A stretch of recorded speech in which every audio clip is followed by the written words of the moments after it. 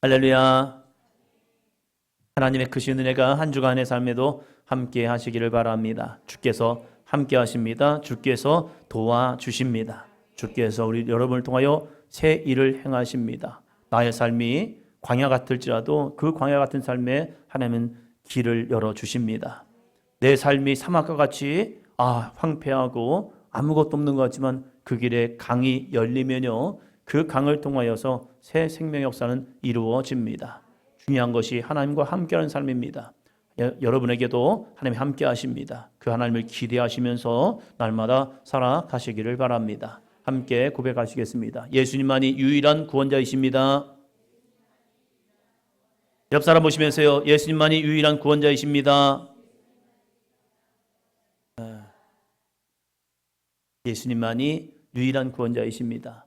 그 예수님을 만나시고 그 예수님을 의지하시고 그 예수님과 동행하시기를 바랍니다. 우리는 사람이 나를 구원할 것 같죠. 사람이 나에게 어떤 행복을 줄 것 같죠. 맞습니다. 주기도 합니다. 그러나 그 행복은 때로는 무너질 때가 있다는 거예요. 그러나 예수님만이 나의 구원자가 되실 때에 그 예수 그리스도로 인하여서 우리는 일어날 수 있고 회복될 수 있고 살아갈 수 있습니다. 그 주님을 붙드는 삶이 되시기를 바랍니다. 하나님께서 우리 사람에게 주신 많은 은혜 가운데 그 많은 은혜 가운데 하나를 또 선택한다면 저는 생각하는 능력이라고 생각합니다. 동물들도 생각은 하지만 그 생각은요, 본능적인 반응에 머물러 있습니다. 그 생각 이상을 넘어서지 못합니다. 그래서 동물은 예전부터 지금까지, 과거부터 지금까지 그대로 그 동물의 삶을 살아갑니다. 배가 고프면 먹이를 찾고, 또한 포식자가 나타나면 위험하면 막 도망칩니다. 그리고 그 보금자리를 만들고 새끼를 돌보면서 살아갑니다. 동물의 왕국 중에서 황제 펭귄을 보니까 참 대단해요.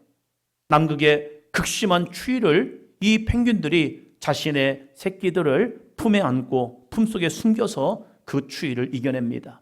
혼자 추위를 견뎌내면 그들은 얼어 죽는답니다. 그래서 그들이 생각을 하는 겁니다. 어떻게 하면 이 추위를 이겨낼 수 있을까? 그래서 똘똘 뭉쳐있죠.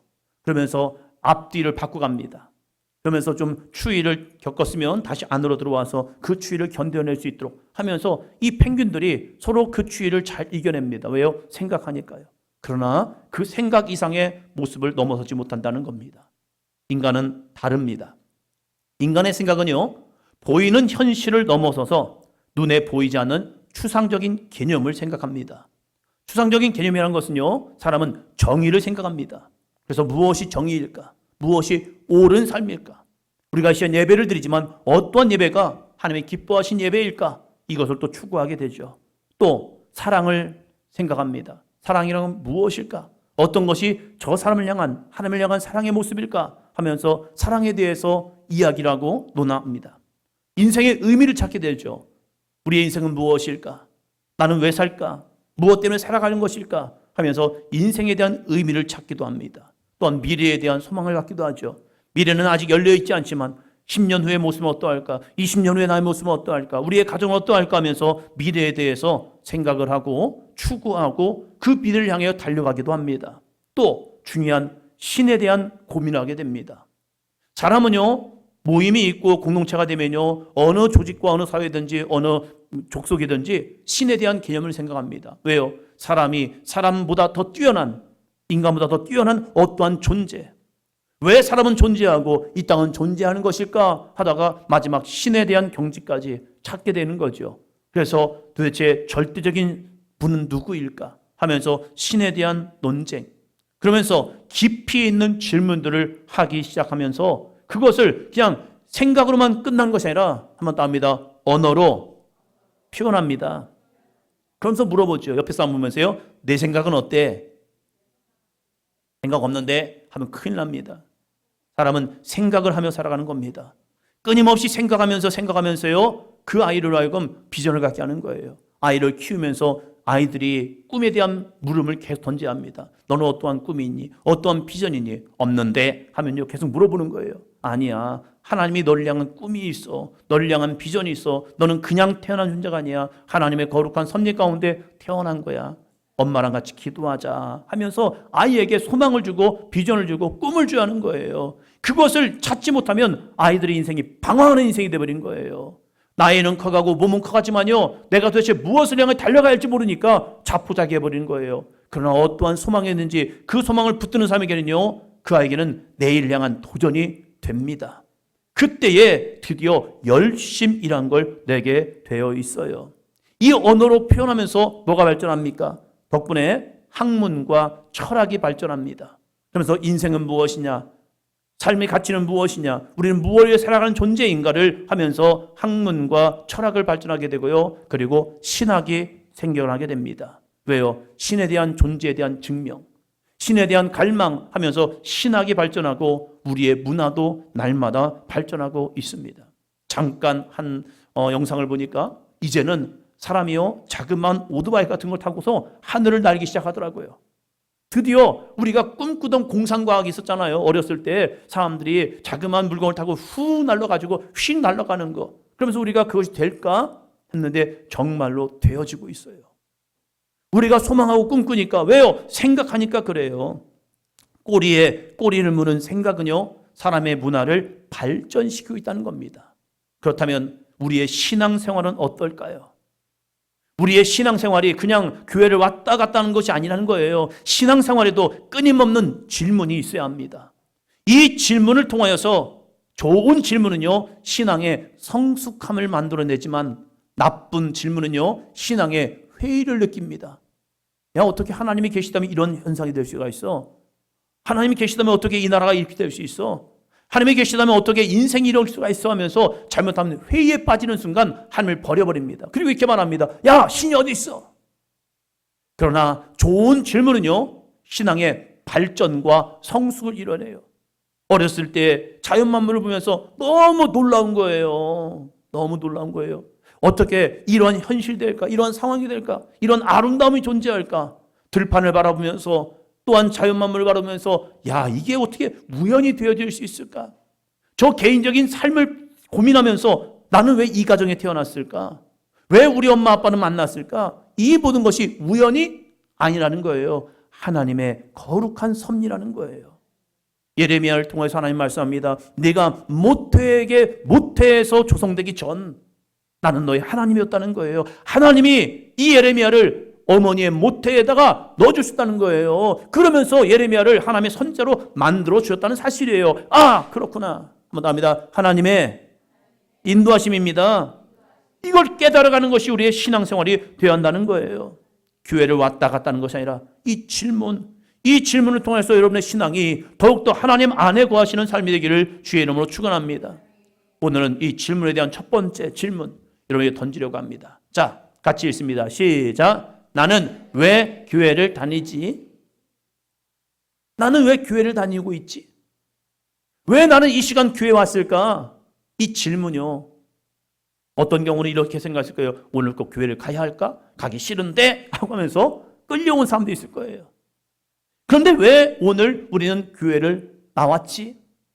나는 왜 교회를 다니지? 이 질문이요. 첫째, 같이 합니다. 시작. 나는 왜 교회를 다니고 있지? 여러분, 왜 교회를 다니고 있습니까? 여러분, 솔직히 나 자신에게 한번 질문해 보시 바랍니다. 나는 왜 교회를 다니고 있지? 이 질문은 오늘 하루만 하고 끝나는 것이 아니라 우리가 주님 앞에 서는 그날까지 계속 되어야 합니다. 하나님은 이사야를 통해서 말씀합니다. 너희가 헛되이 나를 경배했다. 이스라엘 백성들이 하나님의 성전에 와서 제사를 했지만 하나님은 너희가 나를 헛되이 경배한 거야. 무슨 말입니까? 이들은요, 왜 성전에 가야 하는지를 잃어버린 거예요. 성전을 갔지만 성전에 간 의미를 잃어버린 거예요. 저는 결혼식을 가면 꼭 신랑 신부를 좀 만나고 축복해 주려고 합니다. 한마디라도. 그냥 가서 밥만 먹고 오려 하지 않아요. 결혼식을 가는 이유가 무엇입니까? 새롭게 시작하는 가정, 새롭게 시작하는 신혼부부에게 아니면 그들의 부모님들에게 축하해주고 축복해주고 하는 거잖아요. 그런데 그냥 밥만 먹고 오면 결혼식에 간 의미가 없잖아요. 그래서 얼굴 2장을 꼭 찌르갑니다. 왜요? 결혼식에 간 의미는 그 의미가 있다는 거예요. 축하와 축복. 교회를 오는 이유가 무엇일까? 나는 왜 교회를 다니고 있지? 이 질문이 내 안에 일어나지 아니하면요, 이 질문에 대한 답이 없으면요, 마지막 심판 때에서 하나님이 야! 너희가 나를 헛되이 경배했어. 또 이사야서의 무서운 말은요, 너희가 그냥 여호와의 성전에 마당만 밟았을 뿐이라는 거예요.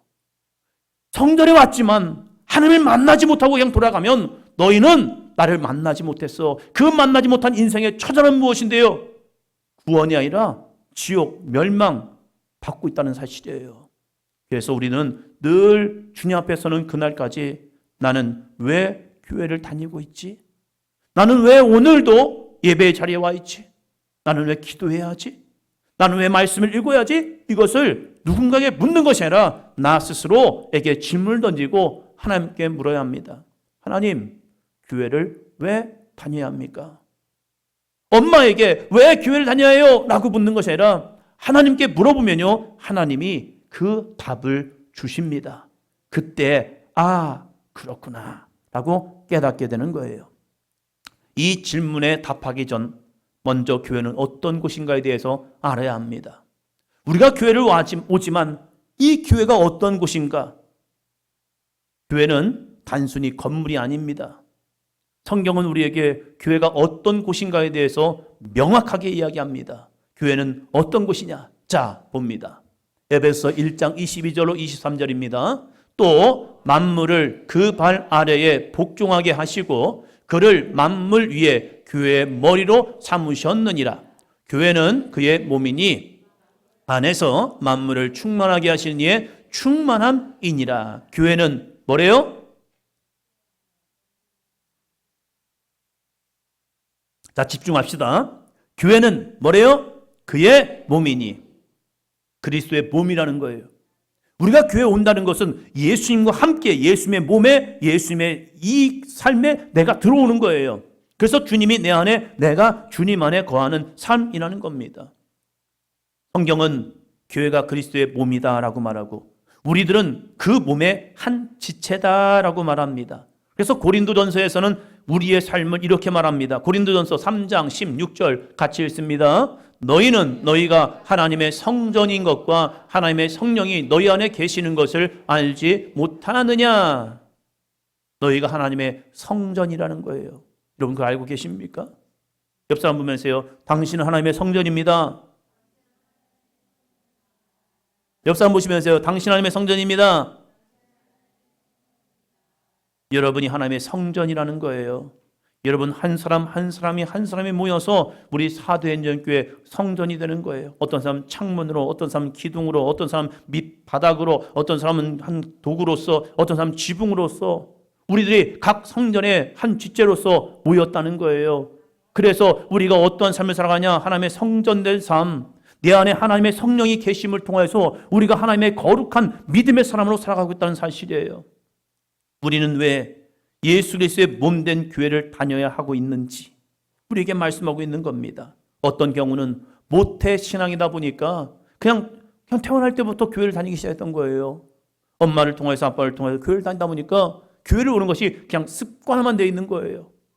당연히 가는 거 아니에요? 그건 답이 아니에요. 신앙생활하면서 그냥 주일날 교회를 가는 것이 당연한 줄 알았지만 그것이 답이 아니더라고요. 또 어떤 경우는요, 부모님의 손에 끌려서 부모님이 가라고 하니까, 엄마가 가라고 하니까 그냥 와서 왔다 가는 거예요. 그것도 답이 아니라는 거예요. 어떤 경우는 배우자의 손에 이끌려서 가정의 평화를 가지기 위해서. 왜요? 안 가면 또 뭐라 하거든요. 그러니까 가정의 평화를 하기 위해서 1시간 가주지 뭐 하면서 오는 경우도 있더라고요. 힘들고 지친 삶에서 위로와 마음의 평안을 얻기 위해서 오시는 분도 있어요. 어떤 경우는 예수를 믿으면 이 지긋지긋한 저주가 끝나고 복을 받는다고 해서 교회 문턱을 넘어선 분도 있을 것입니다. 그러나 우리가 교회를 다녀야 할 모든 이유보다 훨씬 더 중요하고 본질적인 이유가 요한복음 3장 16절에서 말씀하고 있는 거예요. 교회 가면 복 받습니다. 건강해집니다. 문제가 해결됩니다. 이러한 것보다 더 중요한 본질적인 이유, 이것이 요한복음 3장 16절에 기록되어 있어요. 그래서 오늘 찬양도 하나님이 세상을 이처럼 사랑하사 독생자를 주셨으니 하면서 그 어렸을 때 옛날에 부르던 찬양을 다시 한번 불러본 거예요. 그 이유가 무엇인지 아십니까? 자, 봅니다. 같이요. 멸망하지 않고 영생을 얻게 하려 하심이라. 다시 한번 합니다. 시작. 멸망하지 않고 영생을 얻게 하려 하심이라. 여러분, 우리의 인생이 뭐 이렇게 살다가 끝날 것 같죠? 천만의 말씀입니다.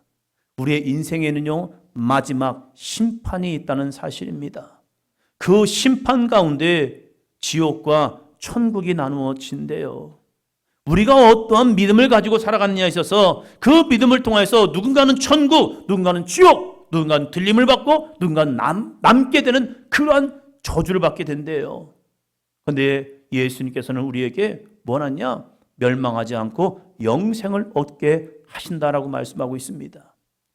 우리가 살아가는 동안에 수많은 어려움과 문제를 겪는 근본적인 이유가 무엇일까? 왜 우리는 멸망으로 가고 있을까? 그 이유를요, 성경은 정확해요. 그냥 성경은 그럴까 하노라가 아니에요. 분명한 답을 우리에게 주고 있습니다. 그 답이 무엇입니까? 성경은 모든 사람이 죄를 범하였고 라고 말합니다. 옆에 있는 여러분이 다 죄인인 거예요. 나는 뭐 그렇게 큰 죄를 지지 않는 것 같은데 그래도 죄인 거예요. 자그마한 죄가 있다 할지라도, 털끝만한 죄가 있더라도, 티끌만한 죄가 있더라도 그건 다 죄인인 거예요. 세상에서는 우리를 너 죄인이야! 그래서 우리를 가두지는 않아요. 그러나 우리의 마음과 심령 속에, 우리의 영혼 속에 죄가 있다면 그 사람은 다 죄인인 거예요. 아담의 후손으로 태어난 우리들은요, 인간은 누구나 다 죄인이 되어버렸어요. 그것은 어쩔 수 없는 죄의 대물림이라는 사실입니다. 우리 성경은 우리가 다 죄인이지만 죄의 결과로 하나님과 단절된 멸망에 이르는 것이라고 말하고 있습니다. 멸망은 단순히 죽는 것이 아니라 영원한 심판과 지옥이라는 무서운 결과를 우리에게 가져오고 있습니다. 그런데 하나님은 이 멸망에서 벗어나 영생을 얻는 길을 열어주셨습니다. 그 방법은 바로 나의 죄를 대신 짊어지고 십자가에 달리신 예수를 믿는 것, 이것이 뭐냐? 구원을 얻는 거룩한 길이라는 거예요. 그것이 멸망이 아니라 영생을 얻는 길이라는 거예요. 사랑하는 성도 여러분, 이 믿음이 우리의 심령 속의 길을 축원합니다. 이 믿음이 없으면 무서운 것이, 이 믿음이 없으면 우리는 천국 가는 것이 아니라 지옥으로 갈 수밖에 없다는 거예요. 이 믿음이 듣기는 쉬운 것 같지만 예수를 향한 믿음이 없으면 결코 갈 수 없는 길입니다. 여러분, 둘째요. 둘째, 같이 합니다. 나는 무엇을 믿어야 합니까? 그렇다면 우리는 무엇을 믿어야 할까요? 우리가 교회를 다니면서 이 시간 교회에 와 있어서 나는 왜 교회를 다니고 있지? 라는 이 질문 속에, 그러면 나는 예수님을 믿어야지. 그래, 예수님을 믿기 위해서 오는 거야. 그러면 무엇을 믿어야 하는가? 어떠한 것을 믿어야 하는가? 같이 읽습니다. 시작. 우리는 하나님의 사랑을 믿어야 합니다. 요한은 우리에게 전합니다. 하나님은 사랑이시다. 하나님의 사랑이 있대요. 근데 구약 성경을 읽다 보니까 어떤 사람은 그래요. 하나님이 무섭다는 거예요. 무섭지요. 하나님이 만만하지 않아요. 신앙생활하는 게 만만하지 않아요. 믿는 자에게는 구원이 정확하게 이루어집니다. 그럼 믿지 않는 자에게는요, 심판과 멸망, 때로는 진멸함을 당합니다. 믿는 자에게는 노아의 방주라는 거룩한 생명의 선물이 있는 반면에 믿지 않는 자에게는 대홍수 속에서, 심판 속에서 그냥 멸망하는 거예요. 예수 그리스도를 믿는 자에게는 구원의 선물이 우리에게 주어지만 예수 그리스도를 믿지 아니함을 통하여 내 죄값을 내가 지고 불구덩이에 들어갈 수밖에 없는 삶이 주어지고 있습니다. 우리는 하나님의 사랑을 믿어야 합니다. 이 하나님의 사랑을 진정으로 깨닫게 되면 아무리 힘들고 어려운 현실이 닥친다 하더라도 교회를 떠나지 않습니다. 왜요? 하나님의 사랑이 내 안에 있기 때문입니다.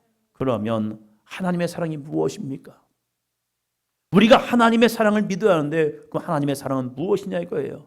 이 놀라운 사랑, 이렇게 전하고 있습니다. 자, 앞을 보시고 같이 합니다. 시작. 하나님이 세상을 이처럼 사랑하사 독생자를 주셨으니. 다시 합니다. 시작. 하나님이 세상을 이처럼 사랑하사 독생자를 주셨으니. 하나님이 세상을 이처럼 사랑하사 독생자를 주셨으니. 이것이 사랑이래요. 사랑은, 하나님의 사랑의 위대함이 바로 여기에 있습니다. 사랑은 소유하거나 강요하는 것이 아니라 자신의 가장 소중한 것을 내어주는 것, 이것이 진짜 사랑이란 겁니다. 이 세상에서 볼 수 있는 이 위대한 사랑이 무엇입니까? 어머니의 사랑이죠. 어머니의 사랑의 위대함이 자신의 생명을 태중의 아이에게 나누어 줍니다. 엄마의 모든 영양분이 이 아이에게 전달이 되죠. 그 아이를 위해 평생을 기꺼이 헌신하며 희생하며 살아갑니다. 고향에 갈 때마다 이 어머니의 사랑을 느끼게 됩니다. 작은 형이 집에 올 때에도, 제가 집에 갈 때에도 늘 어머니는 무언가를 막 주시기를 원해요. 새벽같이 일어나서 이것저것 야채들도 다듬어 넣어서 다 준비해 놓으시고, 그리고 저희 어머니에게는 창구가 있습니다. 이 창구에 뭐가 이렇게 숨어 있는지 계속 나와요. 한 번은 저희 막내가 할머니의 창구가 그렇게 궁금했나 봐요. 그 창구에서는 뭐가 계속 나오는 거예요. 그러니까 할머니 창구 구경해도 되냐고 그래가지고 할머니가 창구문을 한번 열어줬습니다. 보더니 거기에는 이것도 있고 저것도 있고 저것도 있네 하면서 끊임없이 나눠줘도 거기는 또 끊이지 않는 거예요. 그 어머니의 사랑, 누구도 대신할 수 없는 그 사랑, 자신의 모든 것을 아낌없이 주는 사랑이기 때문에 어머니의 사랑이 위대하다라고 말합니다. 하나님의 사랑도 마찬가지이죠. 우리를 너무나 사랑하셔서 자신의 독생자 예수님을 이 땅에 보내셨습니다. 그것으로 끝난 것이 아니라 마지막 십자가에서 예수님을 나의 죄값을 지불하기 위해서 대신 죽이셨다는 겁니다. 소중하고 귀중한 독생자 예수 그리스도를 정말로 하찮고 보잘것없는 나 같은 죄인을 위해서 십자가에서 대신 죽임을 통해서 죄값을 지불했다는 겁니다. 이 사랑은요, 세상 그 누구도 할 수 없는 위대한 사랑입니다. 그리고 그 십자가 사건을 믿는 자에게 멸망하지 않고 영생을 얻게 하셨습니다. 우리가 한 것이라고 무엇입니까? 하나님의 이 위대한 사랑을 내 마음에 받아들이고 믿은 것밖에 없는 거예요. 그 믿은 것밖에 없는데 하나님은 됐어, 된 거야 하면서 나같이 죄인이 주님 앞에 나올 때에 네가 그 믿음이 있으면 된 거야 하면서 우리를 받아주시고, 탕자의 모습처럼 우리가 거지같이 있는 인생이 되었고 거렁뱅이 인생이 되었고 내 삶은 보잘것없지만 그 돌아온 그 자녀를 씻어주고 신발을 신기고 손에 가락지를 끼우고 새로운 옷을 입혀줌을 통해서 이는 죽었다가 살아난 내 아들이라 하면서 그를 품어주는 하나님의 위대한 사랑이 우리에게 증거되고 있다는 겁니다. 그래서 우리는 교회를 다니고 예수님을 믿는 겁니다. 사랑하는 성도 여러분, 나는 왜 교회를 다니고 있지? 오늘 이 질문이 여러분의 삶에 고민이 되고 질문이 되고 그 질문 속에서 사람에게 그 답을 찾는 것이 아니라 오늘도 우리에게 말씀하시는 주 예수 그리스도의 음성이 여러분의 각 사람의 심령 속에 들려지기를 주의 이름으로 축원합니다. 사랑하는 성도 여러분, 이 사실이 여러분의 마음속에 진정으로 믿어져야 합니다. 교회를 다니지만 이 믿음이 없으면 우리는 천국이 아니라 지옥으로 갈 수밖에 없습니다. 그래서 우리는 이 믿음을 얻기 위해 성경을 읽고 기도하는 거예요. 성경에는 그 하나님의 사랑이 우리에게 기록되어 있고요, 내가 왜 신앙생활을 해야 하는지, 내가 왜 교회를 다녀야 하는지 우리에게 기록되어 있거든요. 그리고 그 기록된 말씀이 내 안에 믿어져야 하는 거예요. 그 믿음을 갖기 위해서 우리는 기도하는 겁니다. 하나님, 나 이거 필요해요, 저거 필요해요, 나에게 이거 해주세요 라고 기도하는 것이 전부가 아니라 주여 나에게 믿음을 주세요. 한번 더 합니다. 주님, 나에게 믿음을 주세요. 너무 중요한 거예요. 교회는 다녔는데 마지막 주님이 우리를 모른다라고 말하는 순간 무너지는 거예요. 그러나 주님 마지막 만나는 그 시간에 내가 너를 알아. 너의 믿음을 내가 알아. 그 아는 믿음에 있는 삶을 주님이 우리를 구원하신다는 겁니다. 이 믿음을 얻기 위해 열심히 성경을 읽으시고 기도하십시오. 또한 우리가 이 나만의 믿음으로 끝나지 말고 그것을 전하는 자가 되어야 합니다. 같이 읽겠습니다. 시작. 기도하면서 하나님의 복을 누리고 나를 사랑하신 하나님의 사랑을 아직 알지 못하는 이들에게 전합시다. 여러분에게 있어서 무엇이 복입니까? 여러분에게 있어서 무엇이 복입니까? 돈이 많아지고 출세하고 좋은 직함을 얻는 것이 여러분의 복입니까? 우리의 복은요, 하나님의 사랑을 깨닫는 겁니다. 내 삶에 무엇이 있다 없다 중요한 것이 아니라, 내가 얼마큼 오래 살았냐 적게 살았냐 중요한 것이 아니라, 내 이름이 명성이 높아졌다 낮아졌다 이거 중요한 것이 아니라, 하나님의 사랑을 깨닫는 순간 우리는 깨닫게 됩니다. 아, 나 복 받았구나. 하나님의 사랑을 깨닫는 순간 내가 얼마나 행복한 사람이고 복 있는 사람인가를 깨닫게 되는 거예요. 모세는 신명기 말씀 마지막 말씀 가운데 이스라엘 백성들에게 이렇게 말합니다. 이스라엘아, 너는 행복한 사람이로다. 여러분, 광야 40년을 살아온 인생들에게 무슨 그게 행복입니까? 여러분, 이 광야라는 것은요, 낮에는 더위, 밤에는 추위가 있고요, 거기에는 먹을 것도 없어요. 변변치 않아요. 그 40년의 인생 동안 그들은 똑같은 것만 먹었어요. 만나라는 거예요. 때로는 물이 없어 목말라 죽을 것 같았고요, 더위에 지쳤고요, 매일 반복되는 광야의 삶, 그걸 40년 동안 살아간 거예요. 그 외형적인 모습으로 보면 그들은 복 있는 인생이 아닌 거예요. 우리 자녀들에게 맨날 밥과 김치만 준다고 생각하세요. 그러면 아이들이 하나님 너무 행복합니다. 우리 엄마는 나에게 맨날 김치와 밥만 주네요. 시온아, 행복할까? 아니라고 말하기는 안 되겠고, 그렇다고 말하기는 엄마가 그렇게 좀 또 안 되겠고, 이게 쉽지 않죠. 이스라엘 백성은 무려 40년 동안 만나와, 때로는 메추라기 줬지만 거의 만나가 전부였어요. 광야에서 그들의 삶 자체는 매일처럼 주어진 삶은 평안한 잠자리가 아니었단 말이에요. 그런데 모세는 이 이스라엘 백성들에게 선포합니다. 이스라엘아, 너희는 행복한 사람이로다. 어떻게 내가 행복합니까? 우리가 행복합니까? 너희와 같이 여호와의 구원하심을 본 자가 누구이냐? 하나님이 친히 너희의 인도자가 되었고 너희의 구원자가 되었고, 야, 생각해봐라. 광야에서 40년 동안 이 200만의 사람이 살아간다는 것이 어떻게 가능하겠느냐? 인간의 숫자와 인간의 계획과 인간의 방법으로는요, 200만의 사람이 광야에 산다는 것은요, 불가능한 일입니다. 여러분, 속초가요, 강릉이요, 속초, 강릉, 속초, 강릉, 둘 중에 하나가, 요즘 영동 쪽에 비가 오지 않아가지고 급수제한을 한대요. 잠깐의 비가 오지 않으니까 지금 물이 부족해서 지금 이 해수욕장 샤워장도 5분 안에 하시라고. 그리고 실내 수영장 다 지금 전면 금지. 왜? 물을 아껴야 하기 때문에. 잠시 비가 오지 않아도 그 인구 20만, 15만, 5만 밖에 되지 않는 그 인구들도요, 물이 없으면 급수를 제한할 수밖에 없는 거예요. 200만의 사람이 살아가는 이 공동체가 되기 위해서는요, 큰 강이 있어가지고 매일처럼 식수를 제공해야 살 수 있단 말이에요. 그러나 하나님은 이스라엘 백성들을 목말라 죽게 하지 않았습니다. 배고파 죽지 않게 하였습니다.